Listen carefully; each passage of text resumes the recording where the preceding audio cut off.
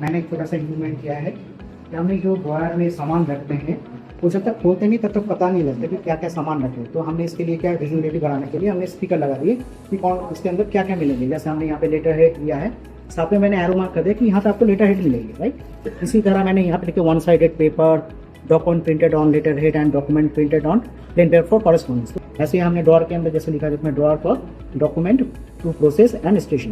यहाँ पे आप देख सकते हैं जैसे हमने स्टेशनरी का रखा है, फाइल्स क्या है इसमें सारे डिटेल दिया है, ऐसे हमने इसमें रखा हुआ है। जैसे आप देख सकते हैं कि रेड कैप है, ये हेडफोन है, डस्टर है और फाइल है, एक्स्ट्रा फाइल नीचे दिखा रहा है। तो मैं इसमें दिखा देता हूँ। जैसे ये पर्सनल रिकॉर्ड्स है तो यहाँ पे देखेंगे पर्सनल रिकॉर्ड इसमें मेंशन है ऑलरेडी। इससे हमारा एक्स्ट्रा मोशन और वेटिंग टाइम मेरा और दूसरे लोगों का भी कम हो गया। इससे हम काफ़ी कम कर देंगे, इससे हमारा कोई भी सामान ढूंढना बहुत आसान है। Thank you.